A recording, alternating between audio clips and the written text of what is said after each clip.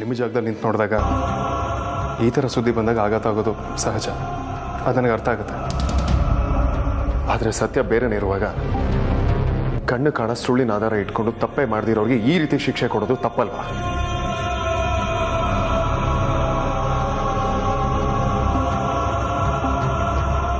ನೋಡಪ್ಪ, ನಿನ್ನ ಸ್ಥಾನ, ನಿನ್ನ ಹತ್ರ ಇರೋ ದುಡ್ಡು, ನಿನಗಿರೋ ಇನ್ಫ್ಲೂಯೆನ್ಸು ಇಂಥ ತಪ್ಪುಗಳನ್ನು ಅಥವಾ ಇಂಥ ವಿವಾದಗಳನ್ನು ಸುಲಭವಾಗಿ ಮುಚ್ಚಾಕ್ಬಿಡುತ್ತೆ. ಜನ ತಮ್ಮಲ್ಲೇ ಇದ್ರ ಬಗ್ಗೆ ಗುಸುಗುಸು ಮಾತಾಡಿಕೊಂಡ್ರು ನಿನ್ನ ಎದುರುಗಡೆ ಯಾರೂ ಇದ್ರ ಬಗ್ಗೆ ಮಾತಾಡೋಲ್ಲ ಅಥವಾ ಬೊಟ್ಟು ಮಾಡಿ ತೋರಿಸೋಲ್ಲ. ಯಾಕೆ ಗೊತ್ತಾ? ನಿನ್ನ ಹತ್ರ ದುಡ್ಡಿದೆ, ನೀನು ಶ್ರೀಮಂತ ಅನ್ನೋ ಒಂದೇ ಒಂದು ಕಾರಣಕ್ಕೆ. ಆದರೆ ನಾವು ಬಡವರು, ಯಾವಾಗಲೂ ಇನ್ನೊಬ್ಬರು ಹಂಗಲ್ಲೋ ಅಥವಾ ಸಹಾಯದ ನಿರೀಕ್ಷೆ ಇಲ್ಲ ಬದುಕಬೇಕು. ನಮ್ಮಿಂದ ಯಾರಿಗೂ ಯಾವಾಗಲೂ ಯಾವ ಪ್ರಯೋಜನವೂ ಇಲ್ಲ. ನಾವು ನಮ್ಮ ಮನೆಯಿಂದ ಒಂದೇ ಒಂದು ಹೆಜ್ಜೆ ಹೊರಗಿಟ್ಟರು ಸಾವಿರಾರು ಕಣ್ಣುಗಳು ನಮ್ಮನ್ನು ಹಿಂಬಾಲಿಸ್ತಾ ಇರ್ತವೆ. ಕೋಟಿ ಮಾತುಗಳು ನಮ್ಮ ಕಿವಿ ಕೇಳಿಸೋ ಥರ ಹೊರಗೆ ಬರ್ತವೆ. ಅದು ನಿನಗೆ ಅರ್ಥ ಆಗೋದಕ್ಕೆ ಸಾಧ್ಯನೇ ಇಲ್ಲಪ್ಪ. ನಿಜ, ಮಾನ ಮರ್ಯಾದೆಗೆ ಇಷ್ಟು ಬೆಲೆ ಕೊಡೋ ನಿಮಗೆ ಸತ್ಯದ ಮೇಲೂ ಅಷ್ಟೇ ಗೌರವ ಇರುತ್ತಲ್ವಾ? ಇವತ್ತು ಅಮೂಲ್ಯ ನೋಡೋದಕ್ಕೆ ಗಂಡು ಕಡೆಯವ್ರು ಬಂದಿದ್ರು. ಅವ್ರ ಮುಂದೆ ಟಿವಿಲಿ ವಿಷಯ ಬಂತು. ನೀವುಗಳು ನಿಮ್ಮ ತಾಳ್ಮೆ ಕಳ್ಕೊಂಡ್ರಿ, ಕೋಪ ಮಾಡ್ಕೊಂಡ್ರಿ, ಬೇಜಾರು ಮಾಡ್ಕೊಂಡ್ರಿ. ವಾತಾವರಣ ಪರಿಸ್ಥಿತಿ ಹಾಗಿದ್ದರಿಂದ ನೀವು ಈ ರೀತಿ ನಡ್ಕೊಂಡ್ರಿ. ಸರಿನೇ, ಆದರೆ ಸಹಜವಾದ ದಿನ ನೀವೆಲ್ಲ ಖುಷಿಯಿಂದಿರುವಾಗ ಯಾರೊಬ್ಬ ಹುಡುಗ ಅಮೂಲ್ಯ ತನ್ನ ಜೊತೆ ಅಸಭ್ಯವಾಗಿ ನಡ್ಕೊಂಡ್ಲು ಅಂತ ಹೇಳಿದ್ರೆ ಆಗ್ಲೂ ನೀವು ಅದನ್ನೇ ಇದೇ ರೀತಿ ಟ್ರೀಟ್ ಮಾಡ್ತಿದ್ರ?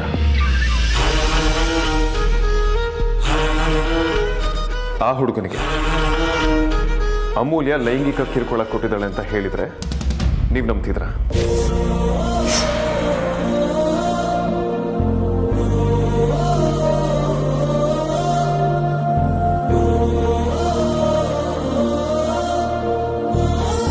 ಏನಪ್ಪ ಏನೇನೋ ಮಾತಾಡ್ತಿದ್ಯಲ್ಲ? ನಾನು ಖಂಡಿತವಾಗ್ಲೂ ಸರಿಯಾಗಿ ಮಾತಾಡ್ತಿದ್ದೀನಿ. ನನಗೆ ಯಾಕೆ ಇದನ್ನೆಲ್ಲ ಹೇಳ್ತಿದ್ದೀನಿ ಅಂದರೆ ನನ್ನ ಮೇಲೆ ಇಂಥದ್ದೇ ಒಂದು ಸುಳ್ಳು ಆರೋಪ ಬಂದಿತ್ತು. ಆಗಿದಿಷ್ಟೇ.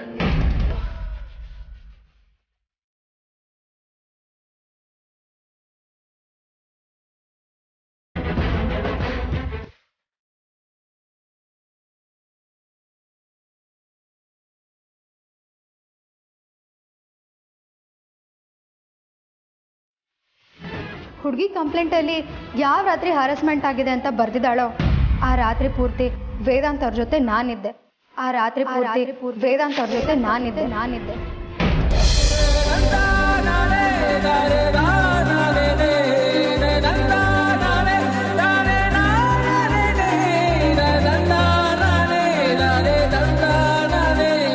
ಸಂಸ್ಕಾರ ಕೊಟ್ಟು ಬೆಳೆಸಿದ್ದೆ, ಮರ್ಯಾದನ ಉಳಿಸ್ಕೊಂಡು ಬದುಕಿದೆ ಅಂತ ಹೇಳಿದ್ರಲ್ಲ, ನೀವು ಕೊಟ್ಟ ಸಂಸ್ಕಾರನ ಅಮೂಲ್ಯನ ಆ ರೀತಿ ನಡ್ಕೊಳ್ಳೋ ಹಾಗೆ ಮಾಡಿತ್ತು.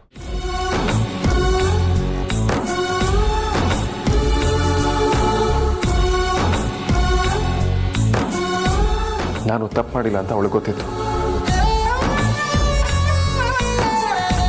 ನನ್ನ ಜೊತೆ ಅನ್ಯಾಯ ಆಗ್ತಿದೆ ಅಂತ ಅವಳಿಗೆ ಅರ್ಥ ಆಗಿತ್ತು.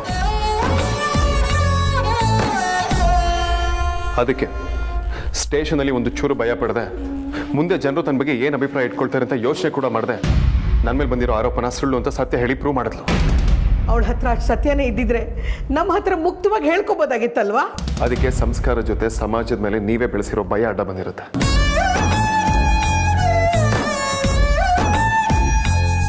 ಕಹಿಯಾದ ಸತ್ಯನ ಹೇಳಬಾರ್ದು ಅಂತಾರಲ್ವಾ, ಅದಕ್ಕೆ ಅವಳು ನಡೆದಿರೋ ಸತ್ಯನ ಹೇಳಿದ್ರೆ ಮುಂದೆ ಆರ್ತಿ ಮದುವೆಗೆ ತೊಂದರೆ ಆಗುತ್ತೆ ಅಂತ ಇರೋ ಸತ್ಯನ ಮನಸ್ಸಲ್ಲಿ ಇಟ್ಕೊಂಡ್ಳು.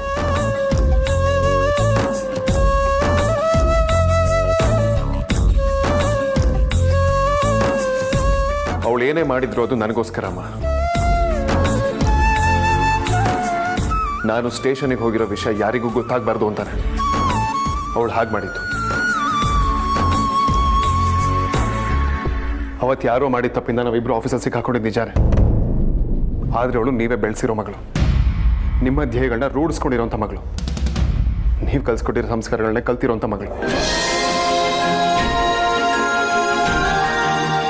ತಮ್ಮಿಬ್ಬರ ಮಧ್ಯೆ ಏನೂ ನಡೆದಿಲ್ಲ.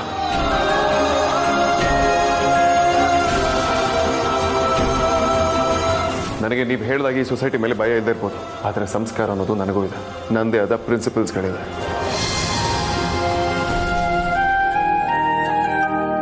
ಅಂಡ್ ಅದೆಲ್ಲದಕ್ಕೂ ನಾನು ತುಂಬ ಗೌರವ ಕೊಡ್ತೀನಿ. ಅವಕಾಶ ಸಿಕ್ತು ಅಂತ ಅಸಭ್ಯವಾಗಿ ನಡ್ಕೊಳ್ಳೋಂಥ ವ್ಯಕ್ತಿ ನಾನೂ ಅಲ್ಲ. ಅಥವಾ ಅಮೂಲ್ಯ ಅಂತ ಹುಡುಗಿ ಜೊತೆ ಒಬ್ಬ ರಾಕ್ಷಸನೇ ಇದ್ರು ಅವಳು ನಿಯತ್ನ ಅಲ್ಲಾಡ್ಸೋದಕ್ಕೆ ಅವನ ಕೈಲೂ ಆಗೋದಿಲ್ಲ.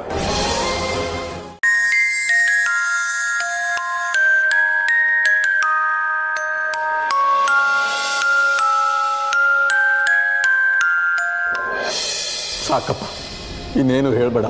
ನನಗೆ ಯಾವ ಮಾತಲ್ಲೂ ಸುಳ್ಳಿಲ್ಲ. ಅಮೂಲ್ಯ ಯಾವ ತಪ್ಪನ್ನು ಮಾಡಿಲ್ಲ.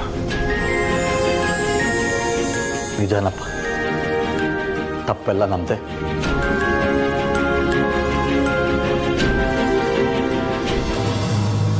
ಯಾರಾದರೂ ಏನಾದರೂ ಹೇಳಿದಾಗ ಹುಟ್ಟಿದಾಗ್ಲಿಂದ ನೋಡಿರೋ ನಮಗೆ ನಮ್ಮ ಮಗಳ ಬಗ್ಗೆ ಚೆನ್ನಾಗಿ ಗೊತ್ತು ಅಂತ ಅವಳು ಪರ ವಹಿಸ್ಕೊಂಡು ಮಾತಾಡಬೇಕಾಗಿತ್ತು. ಆದರೆ ನಿನ್ನೆ ಮೊನ್ನೆ ಪರಿಚಯ ಆಗಿರೋ ನೀನು ನನ್ನ ಮಗಳ ಬಗ್ಗೆ ಇಷ್ಟೆಲ್ಲ ಹೇಳ್ತಾ ಇದೀಯ ಅಂದರೆ ಇವಳು ಖಂಡಿತ ತಪ್ಪು ಮಾಡಿರಲ್ಲಪ್ಪ. ನಮಗೆಲ್ಲ ಅರ್ಥ ಆಯ್ತಪ್ಪ.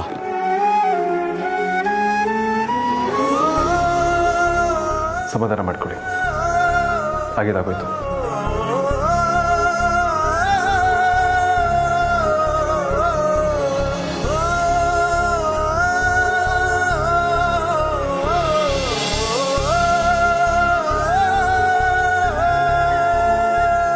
ಒಳ್ಳೆ ಸಂಬಂಧ ತಪ್ಪೋಯ್ತಲ್ಲ ಅನ್ನೋ ಕೋಪದಲ್ಲಿ ನಿನ್ನ ಹೊಡೆದು ಬಿಟ್ಟೆ.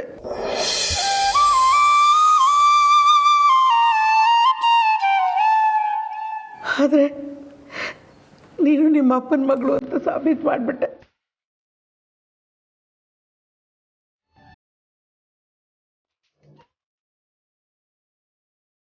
ಅಕ್ಕನ ಮದುವೆಗೋಸ್ಕರ, ತಪ್ಪು ಮಾಡದೇ ಇರೋ ವೇದಾಂತ್ ಮಾನ ಕಾಪಾಡೋದಕ್ಕೋಸ್ಕರ ನೀನು ಹೀಗೆಲ್ಲ ಮಾಡಿದೆ ಅಂತ ನನಗೀಗ ಅರ್ಥ ಆಗ್ತದೆ ಕಣೆ.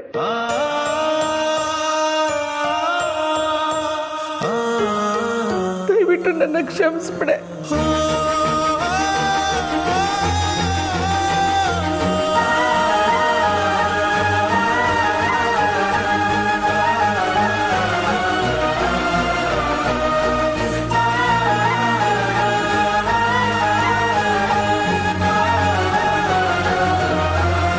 ದೊಡ್ಡ ವ್ಯಕ್ತಿ ಅಂತ ಬೀಗೋದಕ್ಕಿಂತ ಅಗತ್ಯ ಬಿದ್ದಾಗ ಬಗ್ಗೋದೇ ನಿಜವಾದ ದೊಡ್ಡತನ ಅಂತ ಪ್ರೂವ್ ಮಾಡಿಬಿಟ್ರಿ ವೇದಾಂತ್.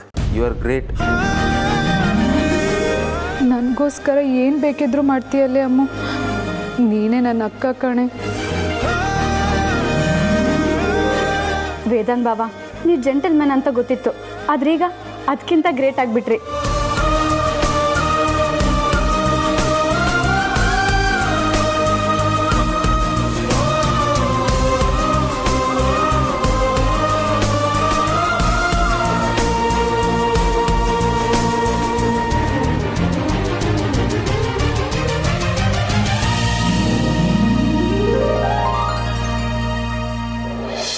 ನೀನು ಮಾಡಿರೋ ಕೆಲಸದಿಂದ ವೇದಾಂತ್ ಅಮೂಲ್ಯ ಮರ್ಯಾದೆ ಇವತ್ತು ಬೀದಿಗೆ ಬಂದಿದೆ.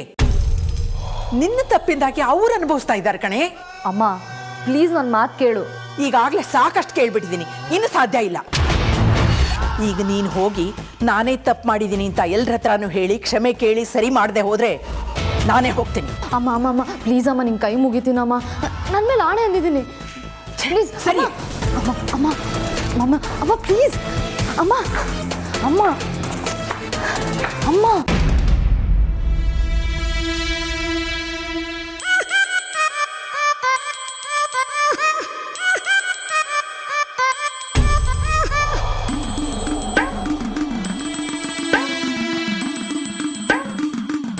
ದೊಡ್ಡಮ್ಮ ಬನ್ನಿ, ಅಲ್ಲೆಲ್ಲ ಒಂದು ಹಂತಕ್ಕೆ ಸರಿ ಹೋಯ್ತು.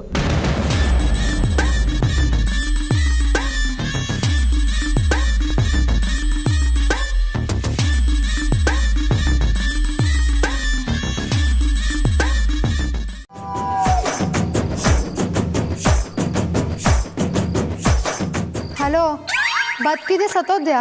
ನಾನೊಬ್ಬನೇ ಅಲ್ಲ, ಜಗತ್ತಲ್ಲಿರೋರು ಎಲ್ಲ ಸತ್ತು ಹೋದ್ರು ನೀನು ಮಾತ್ರ ಬದಲಾಗೋದಿಲ್ಲ. ನಮ್ಮ ದೇಶನ ಅಭಿವೃದ್ಧಿಶೀಲ ರಾಷ್ಟ್ರ ಅಂತಾರೆ. ಸೊ ನಾವು ಡೆವಲಪ್ ಆಗ್ತೀವಿ ಹೊರತು ಚೇಂಜ್ ಆಗಲ್ಲ. ವೆರಿ ಫನಿ. ಡೆವಲಪ್ಮೆಂಟ್ ಸ್ಟಾರ್ಟ್ ಆಗೋದು ಚೇಂಜಿಂದ. ಆ್ಯಂಡ್ ಚೇಂಜ್ ಮೊದಲು ನಮ್ಮಿಂದ ಶುರುವಾಗಬೇಕು. ಮಿಡ್ ನೈಟಲ್ಲಿ ನಾನು ನಿನಗೆ ನಿನ್ನ ರೋಡ್ ಸೈಡ್ ಫಿಲಾಸಫಿ ಕೇಳೋದಕ್ಕೆ ಕಾಲ್ ಮಾಡಿಲ್ಲ. ನೀನು ಮಿಡ್ ನೈಟಲ್ಲಿ ಕಾಲ್ ಮಾಡು ಅಂತ ಹೇಳಿದ್ಯಾರೋ? ಇಷ್ಟೊತ್ತಲ್ಲಿ ಒಂದು ಹುಡುಗನ ಕಾಲ್ ಮಾಡ್ತಿದ್ಯಲ್ಲ, ನಿಂಗೆ ಡಿಗ್ನಿಟಿ ಇಲ್ವಾ? ಪ್ರತಿ ಮಾತಿನ ಮೇಲೂ ಗಮನ ಇರಬೇಕು. ಆ್ಯಂಡ್ ಪ್ರತಿ ಮಾತಲ್ಲೂ ಒಂದು ಮೀನಿಂಗ್ ಇರಬೇಕು. But this is disgusting. ಇದರಲ್ಲಿ ಅದು ಯಾವುದೂ ಇಲ್ಲ.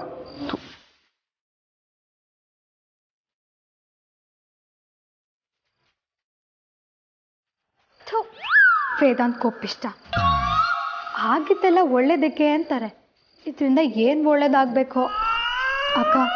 ನಿಂಗೆ ಆದಷ್ಟು ಬೇಗ ಯಾವ ತೊಂದರೆನೂ ಇಲ್ಲದೆ ಬೇಗ ಮದುವೆ ಆಗಬೇಕಕ್ಕ. ಹಾಗಾದಾಗಲೇ ಅಪ್ಪ ಅಮ್ಮ ಟೆನ್ಷನ್ ಇಲ್ಲದೆ ರಿಲೀಫ್ ಆಗೋದು. ಮತ್ತು ನಾನು ಅದನ್ನೇ ಎದುರು ನೋಡ್ತಾ ಇದ್ದೀನಕ್ಕ.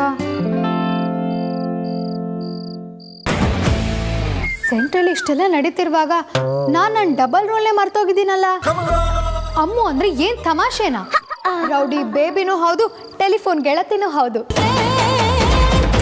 ವಿಕ್ಕಿ ಭಾವನ ಹತ್ರ ಮಾತಾಡಬೇಕು.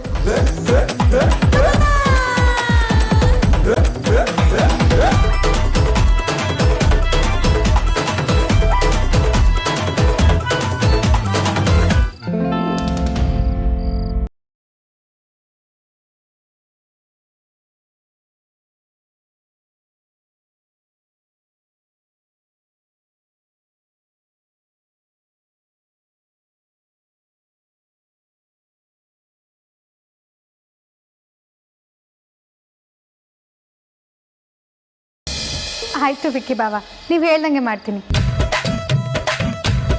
ಏ ಹಳೆ ಮುತ್ಕಿ, ಏನೇ ನಿನ್ಗೋಳು? ಪಾಪ ವೇದಾಂತ್ ಬಾವ ನಿನ್ಗೋಸ್ಕರ ಸ್ವಲ್ಪ ಸುಮ್ಮನಿರ್ತೀಯಾ? ಆಗಲೇ ಶುರು ಮಾಡ್ಕೊಂಡ್ಬಿಟ್ಲು ನಿಮ್ಮ ವೇದಾಂತ್ ಬಾವನ್ ಜಪಾನ. ಅಲ್ಲ ಕಣೆ, ಇವತ್ತು ವೇದಾಂತ್ ಬಾವ ನಿನ್ಗೋಸ್ಕರ ಎಷ್ಟೆಲ್ಲ ಮಾತಾಡಿದ್ರು. ಆದರೆ ನೀನು ವಿಕ್ಕಿ ಬಾವನ ಜೊತೆ ಸೇರಿಕೊಂಡು ಯಾರಿಲ್ಲ ಅಂದರು. ನೀನು ವೇದಾಂತ್ ಬಾವ ನನಗೆ ಒಳ್ಳೇದು ಮಾಡಿದ್ದು ನಿಜಾನೇ. ಹಾಗಂತ ನಡಿಬೇಕಾಗಿರೋ ಅಕ್ಕ ಮತ್ತು ವಿಕ್ಕಿ ಬಾವನ ಮದುವೆನ ಮರೆಯೋಕ್ಕಾಗತ್ತಾ? ಅದ್ರ ಬಗ್ಗೆನೂ ನಾನು ಯೋಚನೆ ಮಾಡಲೇಬೇಕಲ್ವಾ? ಅದಕ್ಕೂ ಇದಕ್ಕೂ ಏನಕ್ಕ ಸಂಬಂಧ ಇದೆ? ಅವರಮ್ಮ ಡಬಲ್ ಗೇಮ್ ಆಡ್ತಿದ್ದಾರೆ. ಡಬಲ್ ಗೇಮಾ? ಹೌದು. ಆದರೆ ಅದು ಯಾವುದೂ ಅಲ್ಲಿರೋರ್ಗೆ ಅರ್ಥನೇ ಆಗ್ತಾ ಇಲ್ಲ. ನೀನೊಂದು ಮದುವೆ ಆಗು ಅಂತ ವೇದಾಂತ್ ಹತ್ರ ಡೈರೆಕ್ಟಾಗಿ ಹೇಳೋ ಬದಲು ವಿಕ್ಕಿ ಬಾವನ ಹತ್ರ ಕೋಪಿಷ್ಟಂಗೆ ಮದುವೆಗೆ ಒಪ್ಸು ಅಂತ ಬಲವಂತ ಮಾಡ್ತಿದ್ದಾರೆ. ಹೌದಾ? ತಾಯಿಯಾಗಿ ಅವ್ರು ಯಾಕೆ ಹಾಗೆ ಮಾಡ್ತಿದ್ದಾರೆ? ಅದೇ ನನಗೂ ಅರ್ಥ ಆಗ್ತಿಲ್ಲ. ನನ್ನ ಪ್ರಕಾರ ಅವ್ರ ನಿಶ್ಚಿತಾರ್ಥ ಮದುವೆ ಯಾವುದಕ್ಕೆ ಬೇಕಾದರೂ ಅವ್ರು ಪ್ರಾಬ್ಲಮ್ ಮಾಡೋ ಸಾಧ್ಯತೆ ಇದೆ. ಅದಕ್ಕೆ ನಾವು ನಮ್ಮ ಕೆಲಸ ಮಾಡಬೇಕು ಅನ್ನೋದು. ಅದಕ್ಕೇನಾ ನೀನು ಈ ರೂಟ್ ಹಿಡ್ದಿರೋದು?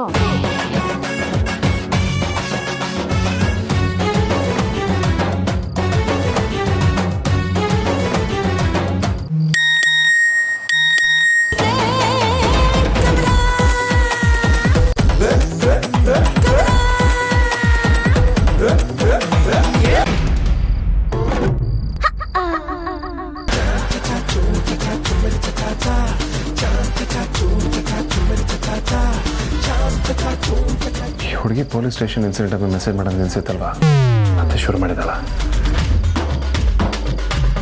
ನೀವು ಸ್ಟೇಷನಲ್ಲಿದ್ದ ವಿಷಯನ ನಾನು ಇವತ್ತು ನ್ಯೂಸಲ್ಲಿ ನೋಡಿದೆ. ಇದರಲ್ಲಿ ನಿಮ್ಮ ತಪ್ಪೇನೂ ಇಲ್ಲ ಅಂತ ನನಗೆ ಗೊತ್ತಿದೆ. I trust you. I just want to tell you one thing. I love you.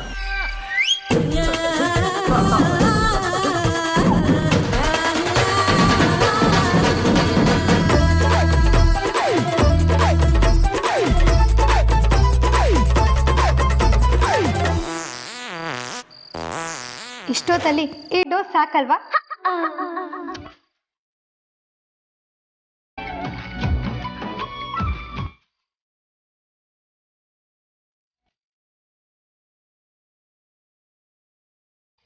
ಎಲ್ಲ ನಿನ್ನಿಂದಾನೇ ಆಗಿದ್ದು.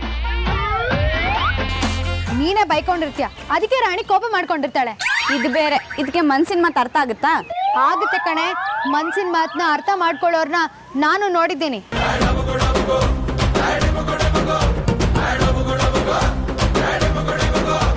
ಮತ್ತೆ ಶುರು ಮಾಡಬೇಡಿ ನಿಮ್ಮ ಜಗಳನ. ಅಮ್ಮು, ಬೇಗ ಕಾರ್ಯಕ್ರಮ ಮುಗಿಸು, ಲೇಟ್ ಆಗ್ತಿದೆ. ನಮ್ಮವರು ನಮ್ಮನ್ನೇ ಸಾಗಕ್ಕೋಕೆ ಕಾಯ್ತಿದಾರಲ್ಲ. ಚಿನ್ನಿ ಬಂಗಾರಿ, ಪ್ಲೀಸ್ ಸ್ಟಾರ್ಟ್ ಆಗೆ. ಬಂದವ್ರ ಮುಂದೆ ಮರ್ಯಾದೆ ತೆಗಿಬೇಡ್ವೆ.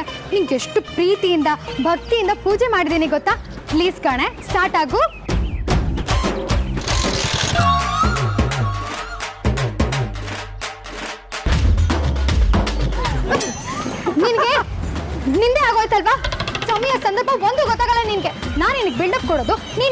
ತೆಗೆಯೋದು.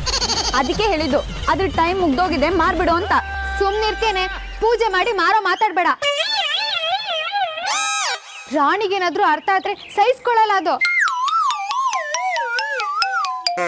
ಅನ್ನ ನೀರು ಬಿಟ್ಟು ಉಪವಾಸ ಸತ್ಯಾಗ್ರಹ ಶುರು ಮಾಡ್ಬಿಡುತ್ತೆ. ಗಾಡಿ ಮೇಲೆ 101 ರೂಪಾಯಿ ಇಟ್ಟು ಮಾಡ್ತೀನಿ ಅನ್ನೋದನ್ನ ಯಾರೂ ತಗೊಳ್ಳಲ್ಲ. ಅದು ಇವಳಿಗೆ ಚೆನ್ನಾಗಿ ಗೊತ್ತು ಅನ್ಸುತ್ತೆ, ಅದಕ್ಕೆ ಇಷ್ಟೊಂದು ಬಿಲ್ಡಪ್. ಆದಿತಿ,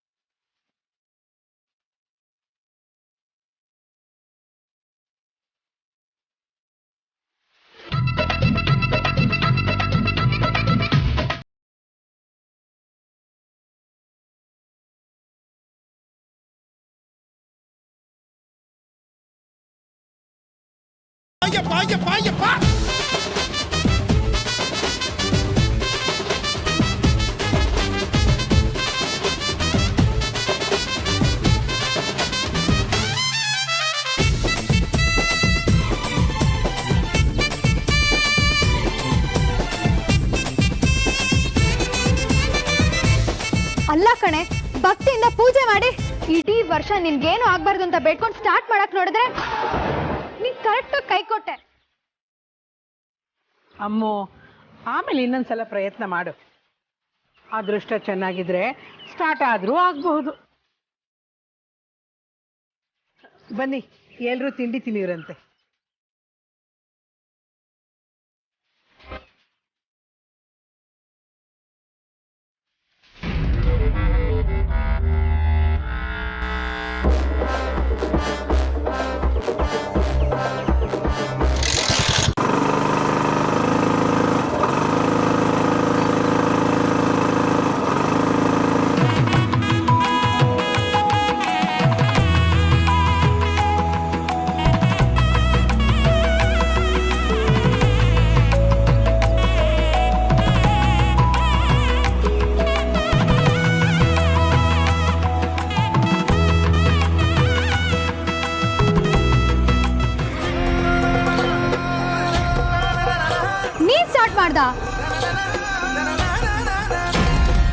ಇಲ್ಲ, ನಿಮ್ಮ ತಾತ ಬಂದು ಸ್ಟಾರ್ಟ್ ಮಾಡ್ಕೊಟ್ಟು ಹೋದ್ರು. ನನ್ ರಾಣಿ ನನ್ ಮಾತು ಬಿಟ್ರೆ ಇನ್ಯಾರ ಮಾತು ಕೇಳಲ್ಲ. ಅದೇ ಸ್ಟಾರ್ಟ್ ಆಗ್ಬಿಟ್ಲು. ನಿನ್ ರಾಣಿಗೂ ಚೆನ್ನಾಗಿ ಅರ್ಥ ಆಗಿದೆ ಅನ್ಸುತ್ತೆ. ಏನ್ ಅರ್ಥ ಆಗಿರೋದು? ಇದಕ್ಕೆ ನಿನಗಿಂತ ಒಳ್ಳೆ ಓನರ್ ಅಗತ್ಯ ಇದೆ ಅಂತ. ಇಷ್ಟು ದಿನ ನೀನು ಸವಾಸ ಮಾಡಿದಕ್ಕೆ ನಾನು ರಾಣಿ ಜೊತೆ ಸುಮಾರು ಸಲ ಮಾತಾಡಿದ್ದೀನಿ. ಇದಕ್ಕೀಗ ನನ್ನ ಮಾತು ಅರ್ಥ ಆಗುತ್ತೆ. ಅಷ್ಟಕ್ಕೂ ನೀನು ರಾಣಿ ಕೈ ಕೊಡೋದ್ರಲ್ಲಿ ಫೇಮಸ್ ಆಗಿದ್ರೆ ಕಾಮ್ಚೋರ್ಗಳ ಹತ್ರ ಕೆಲಸ ಮಾಡಿಸೋದ್ರಲ್ಲಿ ನಾನು ಫೇಮಸ್. ನನ್ನ ಆರ್ಡರ್ನ ಎಲ್ಲರೂ ಫಾಲೋ ಮಾಡಲೇಬೇಕು. ಅಷ್ಟಕ್ಕೂ ಈ ವೇದ ಅಂತಂದ್ರೆ ಏನು ತಮಾಷೆನಾ?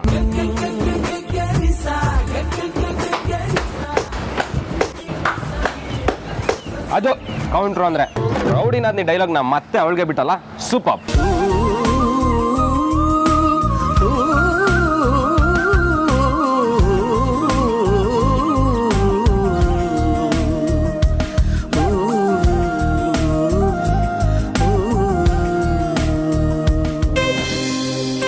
ನಮ್ಗೆ ಯಾರ್ಮೇಲಾದ್ರೂ ಒಳ್ಳೆ ಭಾವನೆ ಇದ್ರೆ ಅಥವಾ ಅವರನ್ನ ಇಷ್ಟಪಡ್ತಿದ್ರೆ ನಮ್ಗೆ ಗೊತ್ತಿದ್ದಂಗೆ ಅವರನ್ನ ಫಾಲೋ ಮಾಡ್ತೀವಂತೆ.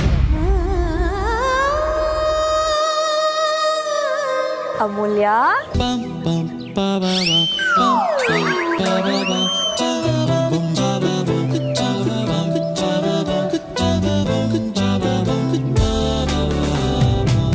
ಹಬ್ಬ ಅಂತೂ ಇಂತೂ ಈ ರಾಣಿ ಪರ್ವ ಸುಖ ಅಂತಿದ್ದೊಂದು ಮುಗೀತು. ನಡೀರಪ್ಪ, ಹಸುವಾಗ್ತಿದೆ. ಚಿಕ್ಕಮ್ಮ ಮಾಡಿರೋ ಸ್ಪೆಷಲ್ ಉಪ್ಪಿಟ್ಟು ಕೇಸರಿ ಬಾತು ನಾವು ಯಾವಾಗ ಬ್ಯಾಟಿಂಗ್ ಮಾಡ್ತೀವಿ ಅಂತ ಕಾಯ್ತಾ ಇದೆ.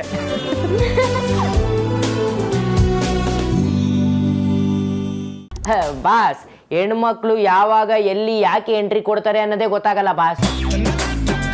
ಅವರು ತೆರೆ ಮರೆಯಲ್ಲಿದ್ರೇನೆ ಚಂದ. ಅಪ್ಪಿ ತಪ್ಪಿ ರಂಗ ಪ್ರವೇಶ ಮಾಡಿದ್ರು ಅನ್ಕೊಳ್ಳಿ, ಬೆಂಕಿ ಬಿರುಗಾಳಿನೇ ಬೀಸ್ಬಿಡುತ್ತೆ. ಹುಡುಗರಿಗೆ ಬಿಲ್ಡಪ್ ಕೊಡ್ಲಿ ಅಂತಲ್ಲ ನಾನು ನಿಮ್ಮನೆಯಲ್ಲಿ ಕರೆಸಿದ್ದು. ಅಯ್ಯೋ ಇಲ್ಲ ಬಾಸ್, ನನ್ನ ಮಾತಲ್ಲಿ ಪಾಯಿಂಟ್ ಇದೆ.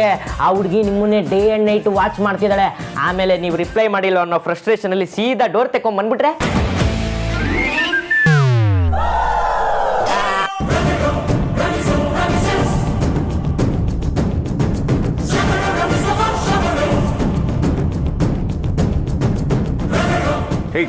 ಅಮೂಲ್ಯ ಏನಾಯ್ತು ನಿನಗೆ?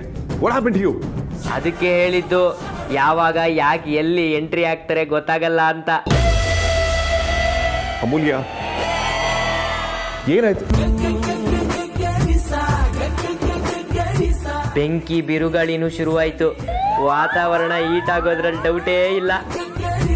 ಅಮೂಲ್ಯ ಇದೇಳು ಮೇಲೆ ಏನಾಯ್ತು ನಿನಗೆ? ಹುಡುಗಿರ್ ಸಹವಾಸನೆ ಹಿಂಗೆ ಬಾಸ್, ಏನ್ ಬೇಕಾದ್ರೂ ಆಗ್ಬೋದು. ಅಮೂಲ್ಯ ಗೆರಪ್, ಏನಾಯ್ತು ನಿನಗೆ? ಅವಾಗ ನೋಡಿದ್ರು ರೌಡಿ ಬೇಬಿ ರೌಡಿ ಮತ್ತೆ ಸುಮ್ಮನೆ ಕೊಚ್ಕೋತೀರಾ. ಸಣ್ಣ ಸ್ಟ್ರೆಸ್ ಬಾಲ್ ಬಿದ್ದಿದ್ದಕ್ಕೆ ಮೂರ್ಛೆ ತಪ್ಪಿದ್ದೀರಾ. ಅಮೂಲ್ಯ ಗೆರಪ್.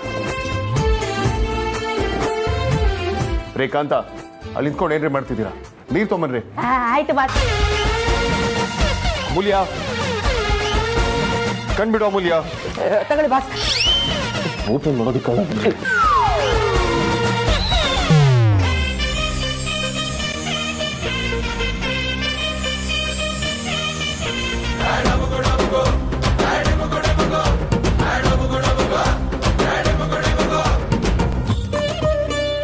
Bloody hell. What do you think of yourself? ತಲೆ ಕೆಡಿದ್ಯಾ ನಿನಗೆ? What's wrong with you? I was worried. ನಿನ್ಗೇನೋ ಆಯ್ತು ಅಂತ.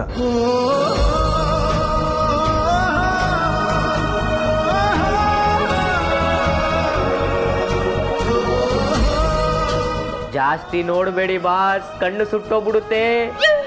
ಹುಡುಗಿರು ಬೆಂಕಿ ಇದ್ದಂಗೆ.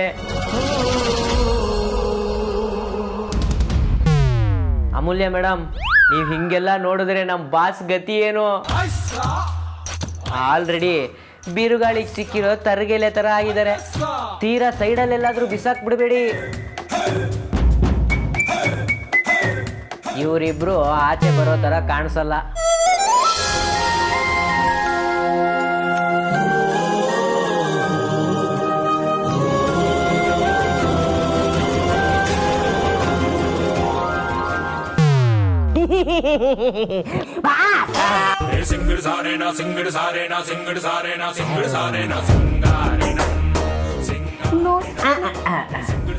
ನೋಯ್ತಿದೆ, ಕೈ ನೋಯ್ತಿದೆ ಅಂದೆ.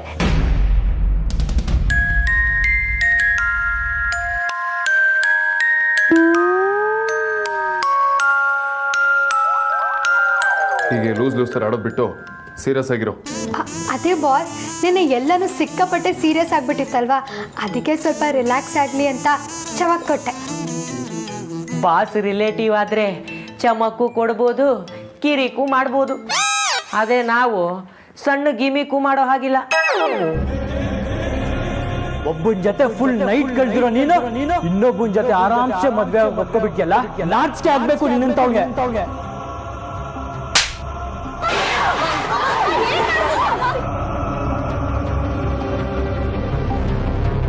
ಶ್ರೀಕಾಂತ, ನಾನೇನು ಬೈಕೊಂಡಿಲ್ಲ ಬಾಸ್.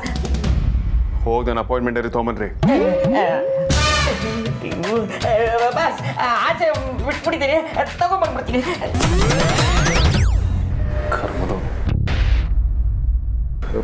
ಬಾಸ್ ಆಕ್ಚುಲಿ ಅದು ನೆನ್ನೆ ನಡೆದು. ಮಾತಾಡ್ತಿರೋದು ಕಣ್ ಕಾಣಿಸ್ತಲ್ವಾ? ನಾನು ಸೀದಾ ಒಳಗೆ ದುಡ್ಡು ಬರೋದಲ್ಲದೆ ಏನೋ ಹೇಳ್ತಿದ್ದೀನಿ ತಾನೆ, ಡಿಸ್ಟರ್ಬ್ ಮಾಡಿ ಡೈವರ್ಟ್ ಬೇರೆ ಮಾಡ್ತೀಯ. ಹೌದಲ್ವಾ, ಸಾರಿ. ನಿಂತ್ಕೋ. ಮತ್ತೆ ಕರ್ದೆ ಕರಿತೀಯ ಅಂತ ಗೊತ್ತಿತ್ತು.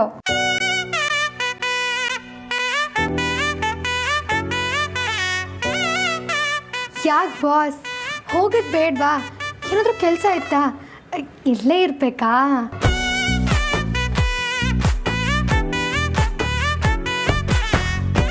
ಹೋಗು, ಯಾರು ಹೇಳಿದ್ ಹೋಗೋದು ಬೇಡ ಅಂತ.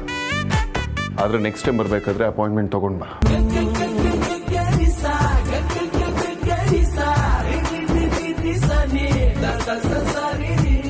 Bloody psycho woman.